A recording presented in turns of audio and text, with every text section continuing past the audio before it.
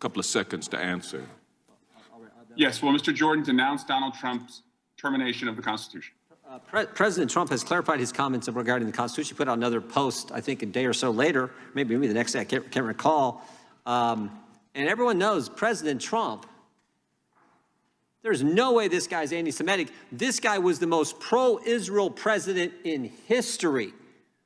Put the embassy back in Jerusalem.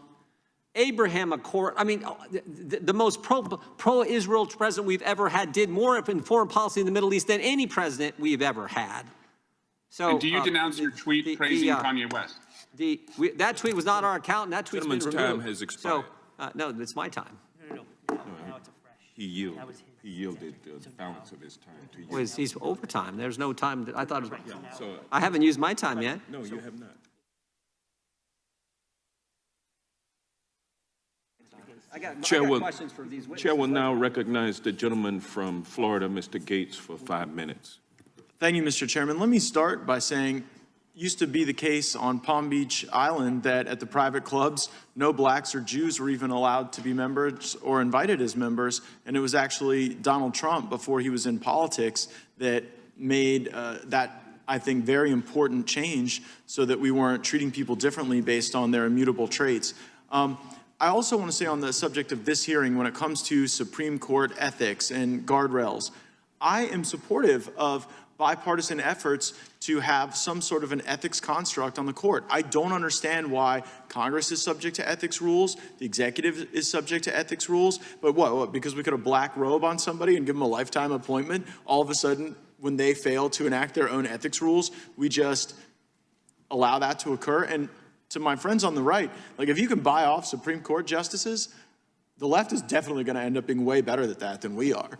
And so I would suggest in the next Congress, when this is more than just a theatrical exercise, we actually work together on opportunities to have strong ethics requirements that enhance the public perception of the court. I yield the remainder of my time to Mr. Jordan. The gentleman for yielding. Mr. Schenck, how did the New York Times get the story?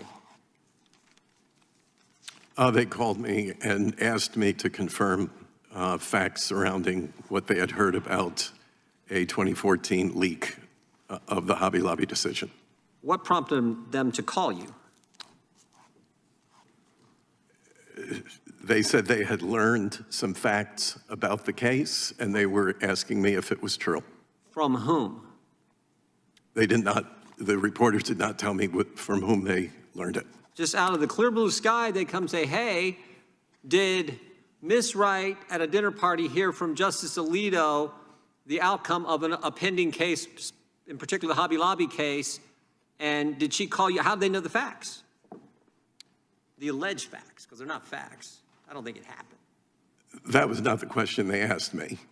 The first call from reporter Jody Cantor, I think it was something along the lines of, we are aware of a possible prior leak and that you were involved, and can we ask you some questions about that? It was words to that effect. And what did you say then? I said I was not prepared to talk about that. Okay, but then you've subsequently talked to the New York Times, so when did you call them back?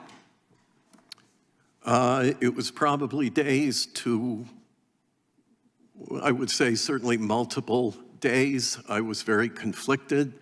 I wanted to keep this a private matter. I did not intend to go public with it.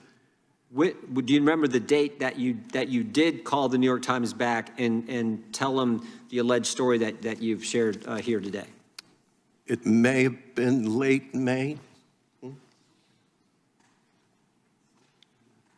I would have to consult my notes on that. Well, let me ask it this way. You said this to the New York Times after the actual leak of the Dobbs opinion. Let me think about that for a minute, Congressman. I'm trying to figure out where it fits in. You have the Dobbs leak on May 2nd. You write a letter to the Chief Justice of the Supreme Court, Justice Roberts, on June 7th. When did you talk to the New York Times? Sometime, I would have to check again, but it was sometime in late May to early June. So before you sent so it was more important to talk to the press about this leak than it was to put the court on notice of something that's so egregious that you're here today testifying in front of Congress? Oh, I was in great turmoil about the whole matter, Congressman. I was literally praying on it. I was agonizing over it, Well, I appreciate wondering what that. I should do about Prayer is it. important. I appreciate that.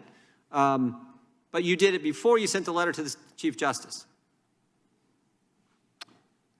Off the record, strictly off the record, I did answer some Well, questions. now we're talking off the record. Why off the record? If it's so darn important, you're praying for it, why not just tell them? More importantly, if you really want this to happen, why not go to the Chief Justice first? Why not go to the court first? If you're so concerned, this is so egregious, we got to come forward, even though, why not do that? But no, you said, I'm going to go off the record with the New York Times. I wonder, Mr. Jordan, have you ever dealt with the Chief Justice? I wasn't sure I wanted to get called in by the Chief Justice. I have to do a call. I do a call with the Chief Justice. We do a call where we talk about the courts and the whole system. Well, Mr. Jordan, maybe the reason that he was off the record then is because there was no book deal. Maybe.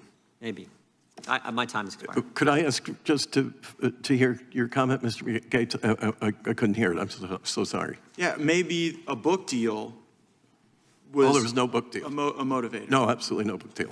Gentleman's There is time- no book deal, no Gentleman's consideration time has of a book deal. expired. I thank the gentleman. Mr. Shank, did Gail Wright really tell you that? Yes, Justice Alito said he didn't tell her. She said she didn't tell him, but you're sure she told you. absolutely. Now, you wrote a book a couple years ago, is that right? 2018, you Yes. wrote a book. Yes. I want to read a section from that book. It's a section where you relate you and your family attended oral arguments at the court. You were there in the courtroom, and that directly involved your brother Paul, also a reverend. And I just want to read this section. You said, with the single rap of the gavel, Chief Justice William Rehnquist announced, "We'll hear argument first this morning in number 95-1065, Reverend Paul Schenck and Dwight Saunders versus Pro-Choice Network of Western New York." Paul and I winked at each other, knowing we had made history with that reverend in his name.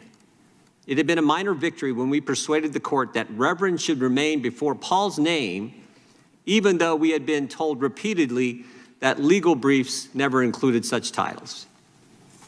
You thought it was important that, obviously based on what you said, you thought it was important that the title Reverend be in front of Paul's name, is that right? Correct. And why was that?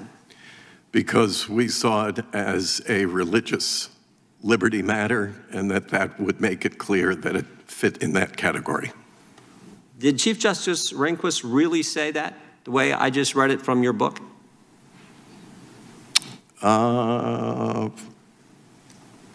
I can't say that I remember that. Well, you're pretty darn clearly. specific here. You got the number, case number 95-1065. Very next word says Reverend Paul Schenck. You made it a big deal. Thought it's the first time it's ever happened. I'm just asking, did it really happen? I wish I could tell. I would have to go back and review that. So it may not have? Possibly not. Why do you say possibly not? You were emphatic in your book. I would have to go back. Well, we did go review. back. We did go back, and I got the transcript right here. Proceedings, 10:05 a.m., Chief Justice Rehnquist. We'll hear argument first this morning in number 95-1065, Paul Schenck and Dwight Saunders versus Pro-Choice Network of Western New York. Did you hear it? I did. Was there a word missing? Title Reverend. Yeah, wasn't in there. In your book, you said it was a big deal, so much so that you winked at your brother. Did you wink at your brother? Yes. What'd you wink for if it wasn't in the title? Well, it was our case. But that's not, you said you winked because they included Reverend in the title, and the transcript says Mr. Rehnquist didn't. Perhaps not. Perhaps? Court reporter get it wrong? Did he say it and the court reporter get it wrong? Well, then, Well, we got the audio too. I'm going to play that for everyone to hear. We'll hear argument first this morning, number 95-1065, Paul Schenck and Dwight Saunders versus Pro-Choice Network of Western New York. Reverend, did you hear that? I did. Was there a word missing that's different from what you put in your book? A title, yes. What was that title? Reverend. Reverend was not there. Right? Did you wink at your brother? I think I did. In fact, I think I actually Oh, wow. hooked him. So now you got more details. You got the key detail wrong, what you were writing about in your book, but now you remember an additional detail. You not only winked, you elbowed your brother. I think Even though the reason for the wink in your writing was the fact that Reverend was using the title, something that had never been done, but it wasn't used. But we're supposed to believe you today. We're supposed to take your word over Justice Alito's word. We're supposed to take your word over a lady who gave you dollars donated to your cause, Miss Gail Wright. You're disparaging her name, Justice Alito's name, and the court. And you have this, which obviously didn't happen. We got the transcript, we got the audio, but you made it a big deal in your book. One thing I've learned, people who mislead folks on small things, mislead them on big things. And you know what? You can lie in a book, it's not a crime. You can lie to the New York Times, that's not a crime. But when you come in front of Congress and you say things that are not true, you're not allowed to do that. You're not supposed to do that. And we have seen it.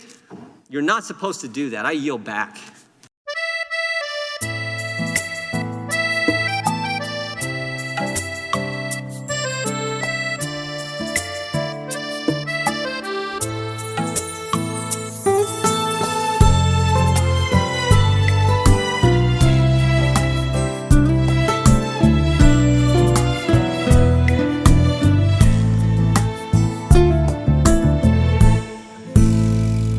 Chiều nào tiễn nhau đi khi bóng ngả xê tàn, hoàng hôn đến đâu đây màu tím dâng trong hồn ta, muốn không gian ngừng tan níu đôi chân thời gian ngừng trôi cho giây phút chia ly này kéo dài.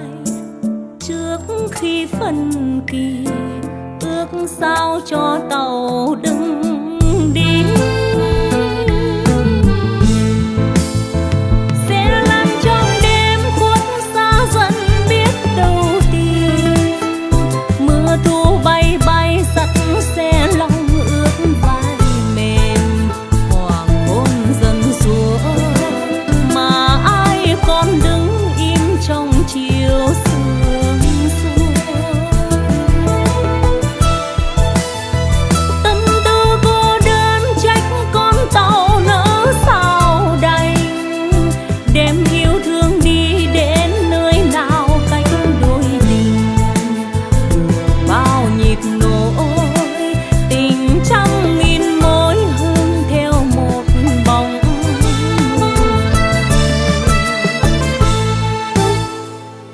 tà dương khuất trong sương là mỗi lần ngóng chờ.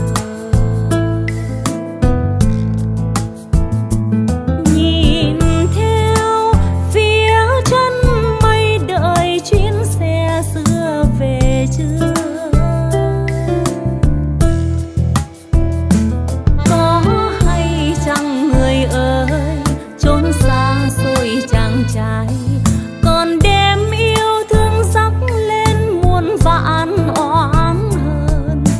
Nếu mai đây về cũng trên chuyến tàu hoa